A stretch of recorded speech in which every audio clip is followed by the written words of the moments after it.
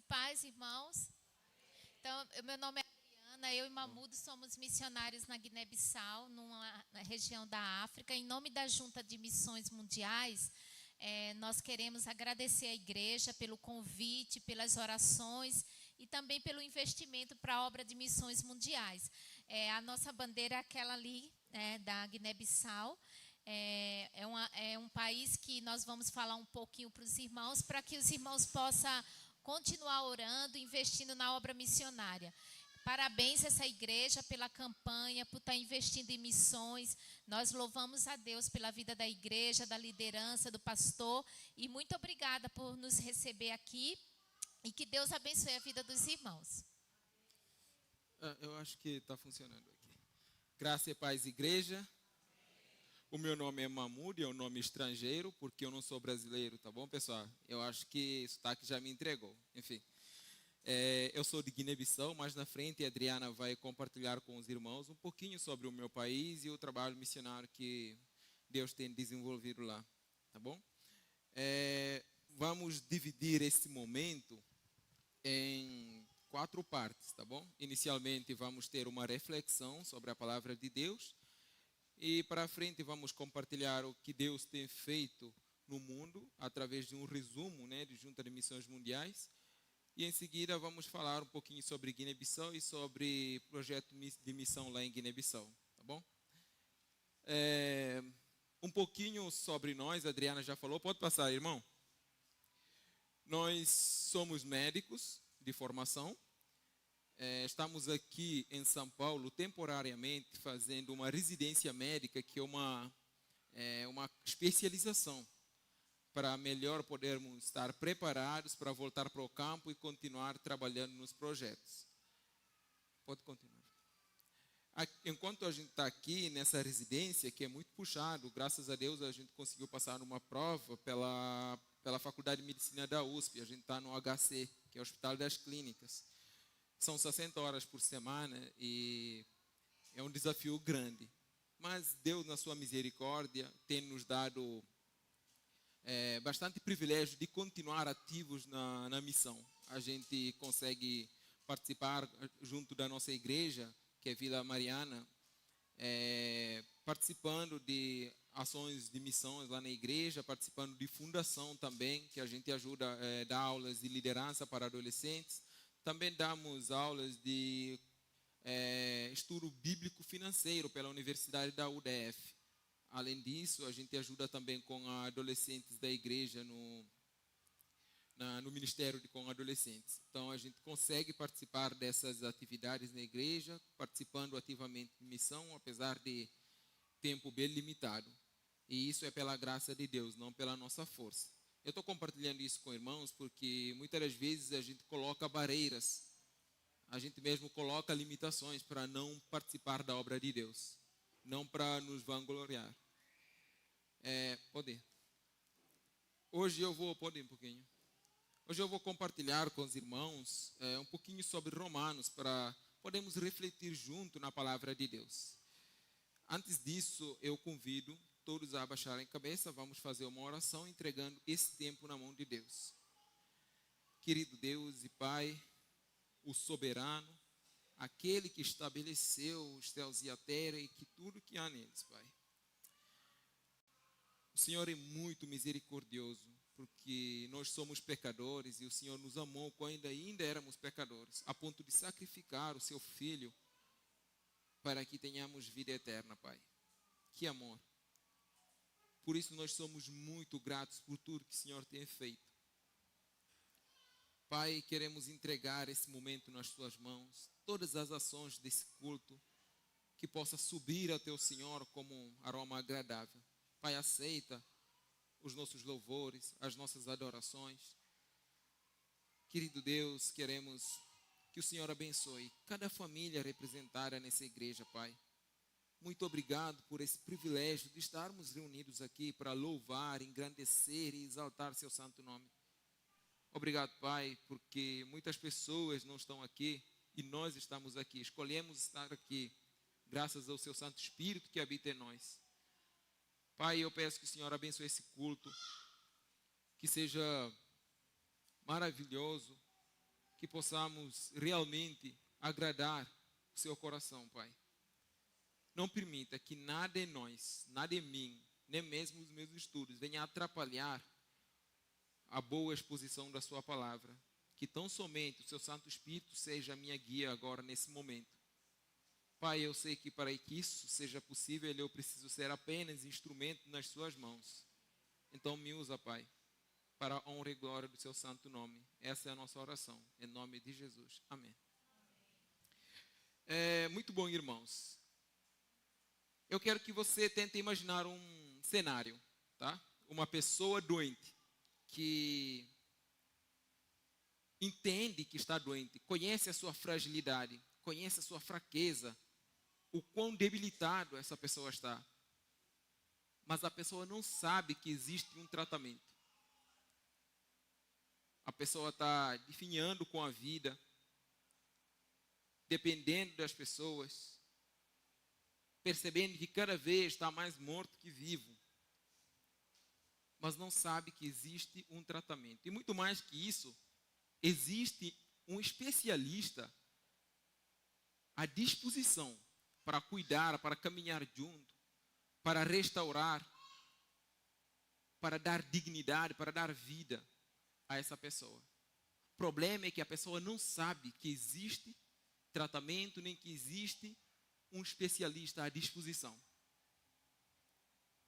É sobre isso, um pouquinho sobre isso que vamos conversar hoje. Sobre falta de informação.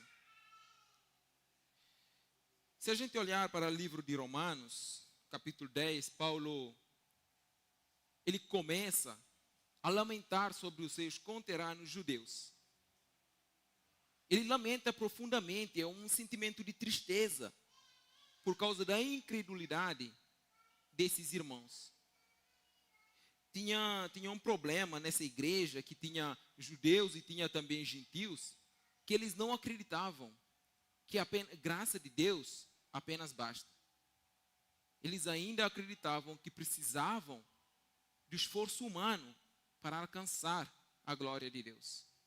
Foi nesse contexto que Paulo, então, ele escreve lamentando da falta de entendimento desses irmãos. Ele até fala do zelo que eles têm pela religião, mas eles não tinham entendimento sobre a graça de Deus. Eles não entendiam que a salvação não é pelo esforço. E hoje em dia ainda, muitos de nós acreditam nisso. Às vezes não com as palavras, mas com a ação. Acredita que indo na igreja todos os dias, isso vai garantir um espaço na glória de Deus.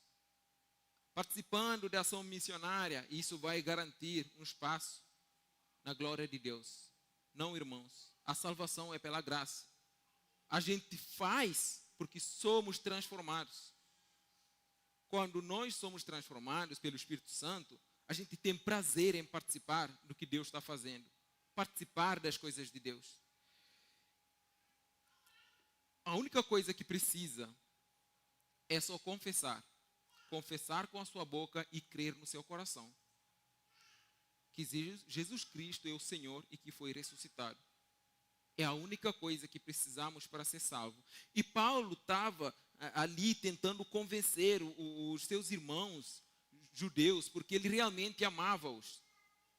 Porém, ele sabia que eles tinham um problema sério, porque eles não acreditavam na graça divina. Então, no versículo 13 do capítulo 10, abre comigo a sua Bíblia, por favor.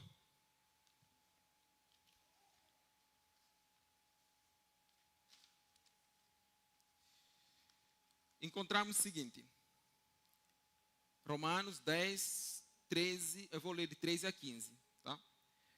Porque todo aquele que invocar o nome do Senhor será salvo.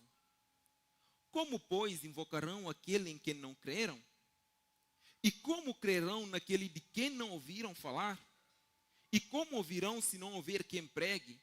E como pregarão se não forem enviados? Como está escrito, como são belos os pés dos que anunciam boas novas. Paulo, inspirado pelo Espírito Santo, ele escreve esse versículo, que é muito profundo, e hoje vamos tentar olhar de perto esse versículo e entender mais sobre o que Deus quer falar ao nosso coração em relação às nossas responsabilidades como mensageiros de Deus aqui na terra, como discípulos de Jesus aqui na terra.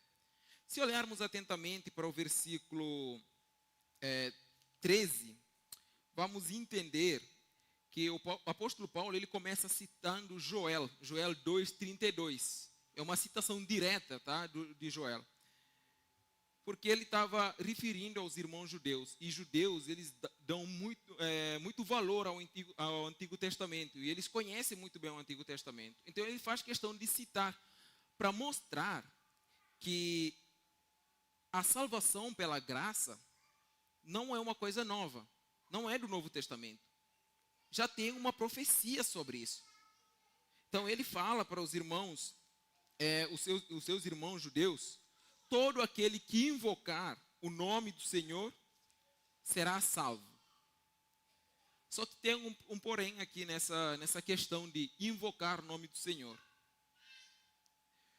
A frase invocar o nome do Senhor, ele implica reconhecer Jesus como Senhor. E reconhecer, crer no seu coração e confessar com a sua boca, assim como diz em Romanos 9:10.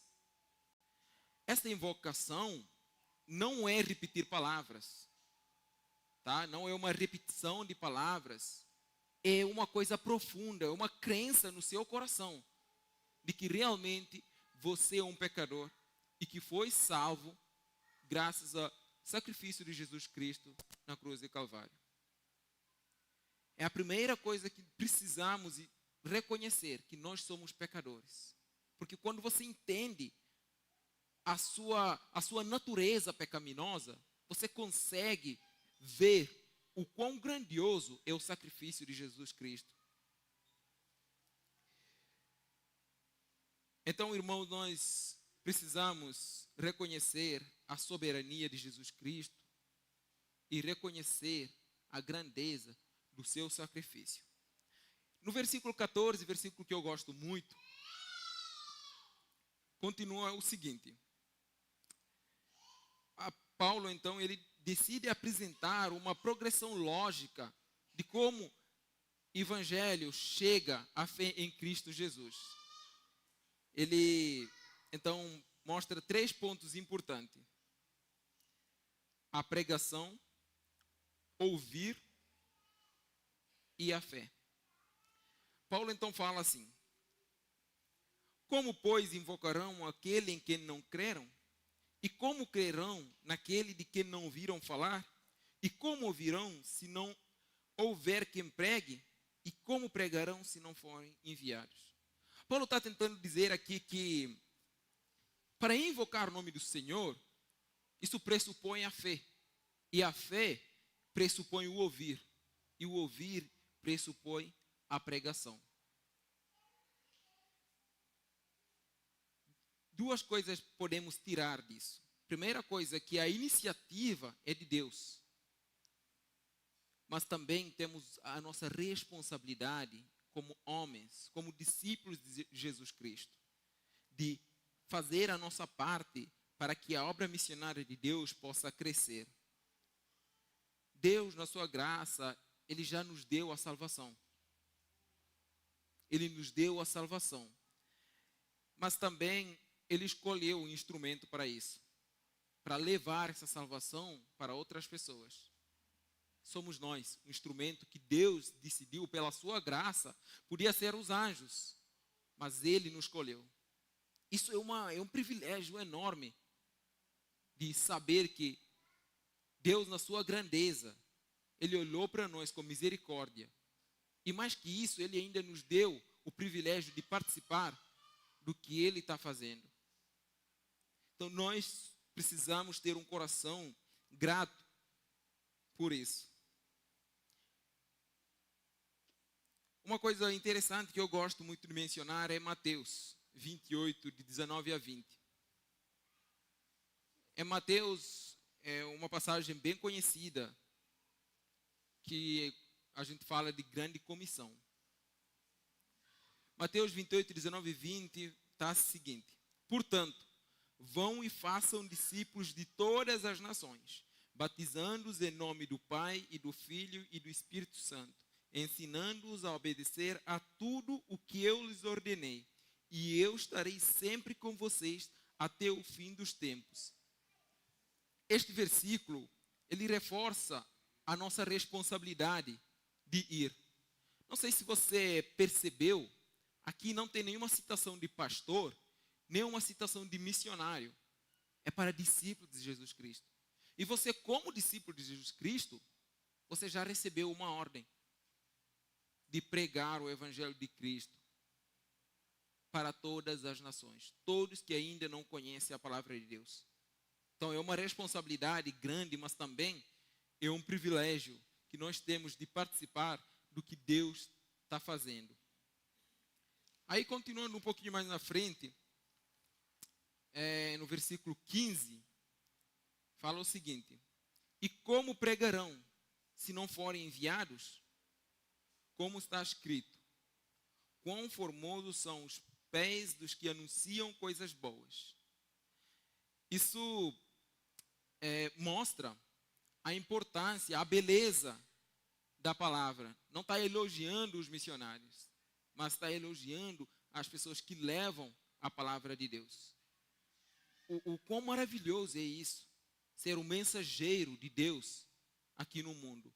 Fazer a palavra de Deus ser conhecido. Isso é uma coisa muito importante para nós. Aqui,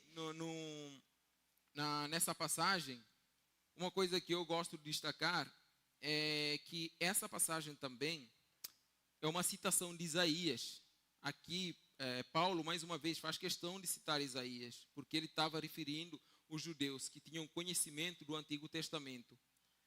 Então, ele cita Isaías 57:7, quem quiser dar uma olhada depois, para ressaltar essa beleza e importância dos que carregam a palavra de Deus.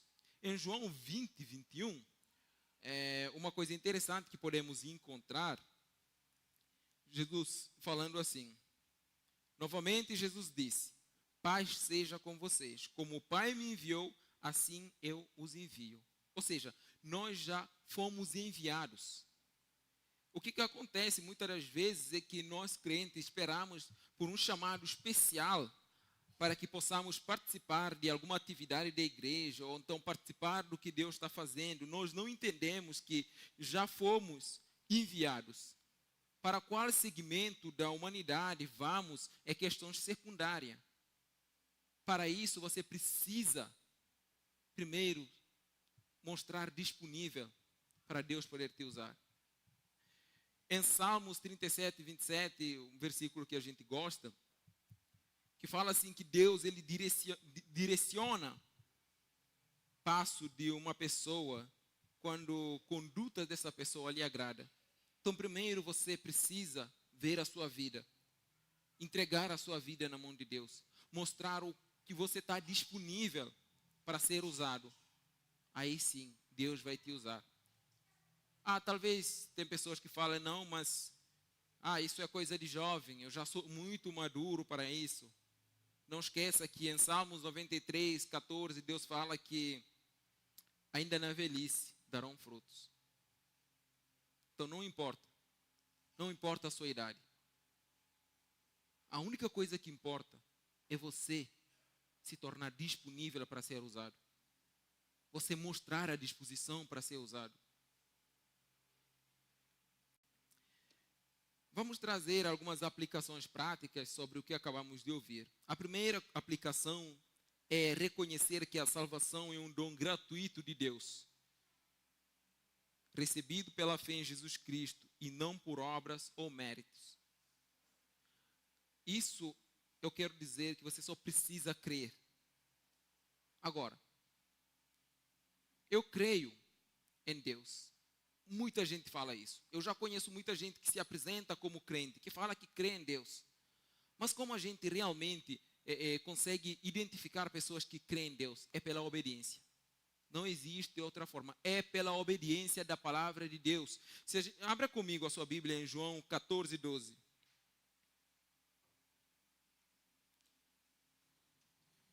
Em João 14, 12, fala o seguinte. 12. Digo-lhes a verdade. Aquele que crê em mim fará também as obras que tenho realizado, seguindo passos de Jesus. Quem crê em Jesus, ele segue passos de Jesus. É a obediência da palavra de Deus. Um pouquinho mais na frente, no mesmo capítulo 14, o verso 15, fala assim: se vocês me amam, obedecerão aos meus mandamentos. É isso que Deus espera de nós, a obediência. E quando você fala, eu sou crente, é esperado de você a obediência da palavra de Deus. Então, como vamos obedecer essa palavra de Deus? Analise a sua vida. Eu sou crente, eu vou na igreja, eu participo da obra, mas eu tenho obedecido realmente a palavra de Deus?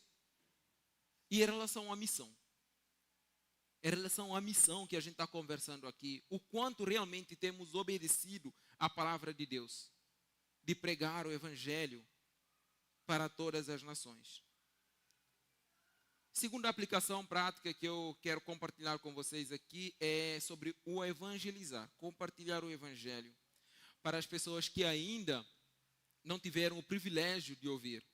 Assim como no início eu falei, uma pessoa doente que não sabe que existe um tratamento, mas existe um tratamento, existe um médico que é especialista na doença da pessoa, mas o problema é que a pessoa não sabe que existe. Imagina se fosse a sua amiga e de repente você ficou sabendo que existe um tratamento. Prazer, a alegria que você vai sentir no seu coração de ir até lá e contar para aquela pessoa. Já tem um tratamento e tem especialista, é de graça. É exatamente isso. Nós somos pecadores, o nosso coração é corrupto. E existe salvação. Existe Jesus Cristo para nos dar salvação, para nos redimir, para nos devolver a nossa vida, a nossa dignidade, para restaurar a nossa comunhão com o Senhor. Só que tem pessoas doentes por aí que não sabem disso, precisando da palavra de Deus. E o que nós temos feito? Precisamos, irmãos, levar essa palavra de salvação para as pessoas que estão sofrendo, pessoas doentes precisando de cura. Pessoas que precisam de Deus nas suas vidas para recuperar a dignidade, para restaurar a comunhão com o Senhor. Então, compartilhar o Evangelho é uma coisa muito, muito importante. Nós não podemos ignorar compartilhar o Evangelho. Eu não estou falando de você ir para outro lugar, missão transcultural. Nem precisa sair do seu estado, mas na sua casa. Você já conversou com a sua família sobre o Evangelho de Cristo, com o seu vizinho? Você já, na sua escola, você já conversou com os seus amigos sobre o amor de Deus?